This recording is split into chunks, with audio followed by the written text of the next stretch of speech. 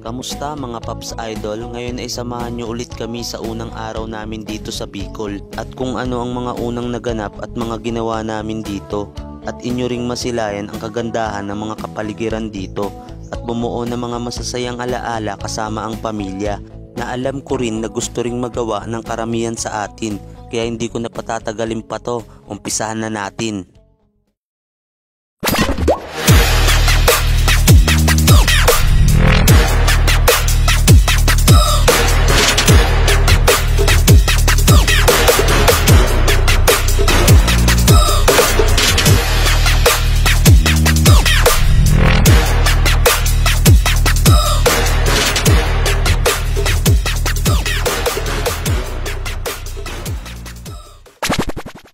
Morning good mga Paps Idol. May dala akong pala. Ito ang day 1 namin ngayon. Gagawa kami ng pagdadaanan ng mga Bajaj namin kasi hindi nakapasok dito. Si Maxima yun, pinilit lang ipasok pero alanganin yung daan. Kaiser the Great.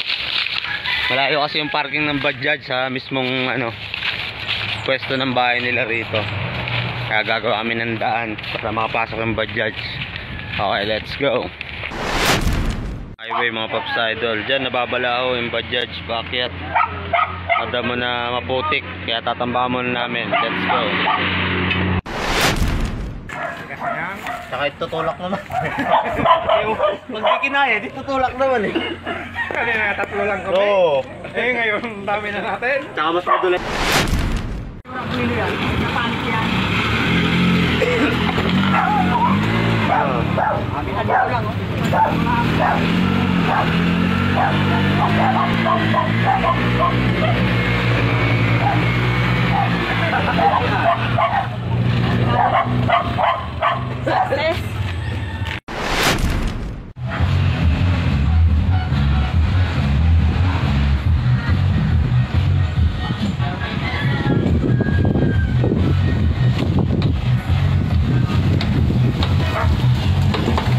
Nakaaw na mga Paps Idol.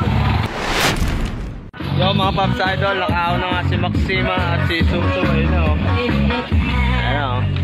Nakaaw na namin. Konting pawis lang ang binuhos. Let's go, mamaya ulit.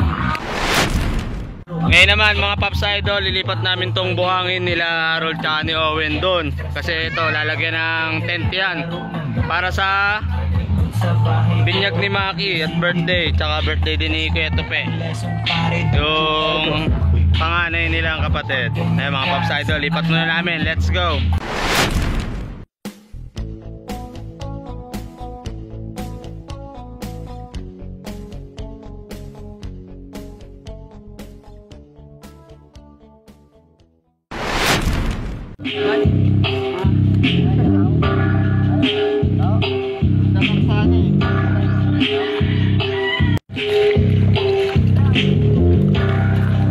Mahabot naman sa bag ko.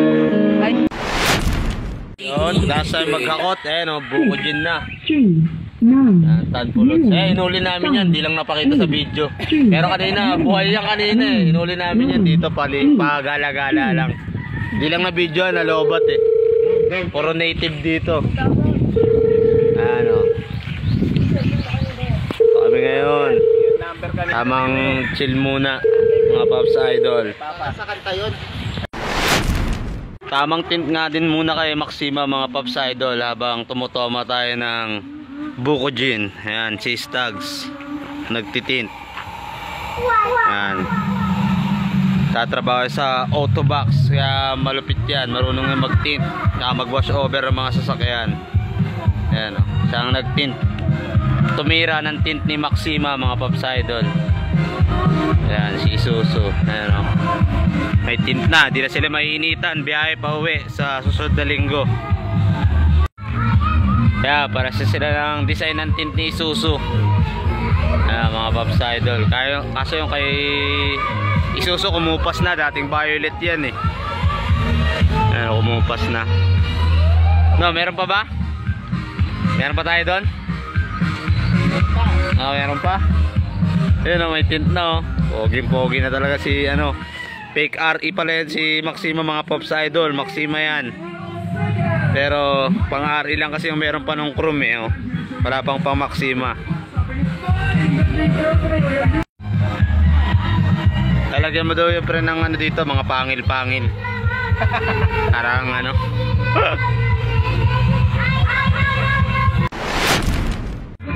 Tapos namin mag-ginbuko mga Pops Idol. Punta naman kami sa ilog para maligo. Let's go. Mamaya ulit mga Pops Idol. Punta muna kami sa liliguan.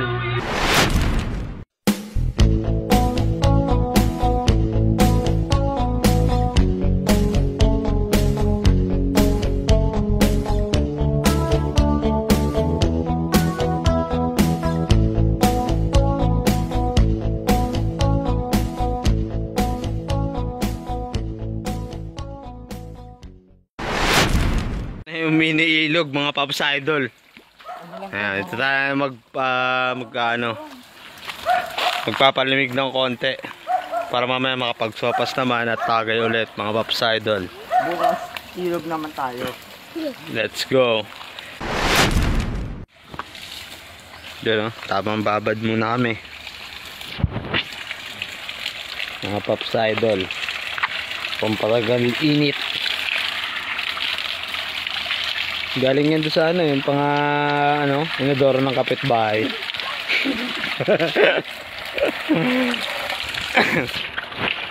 Tayo naman next magpalamig mga Pops Idol. Ay, nakita mo yung mga alamang. Dami. Sarap talaga maligo sa mga natural resources mga Pops Idol.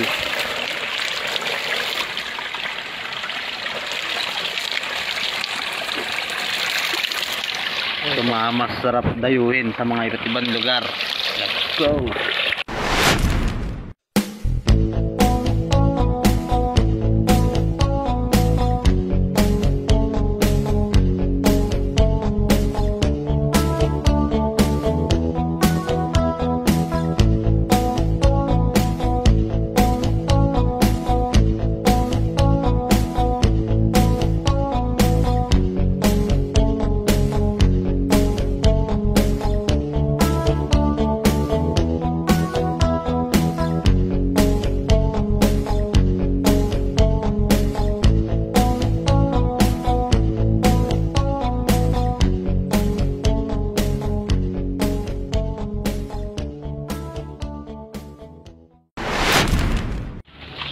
Yun, at nakapagbanlaw na tayo mga Pops Idol.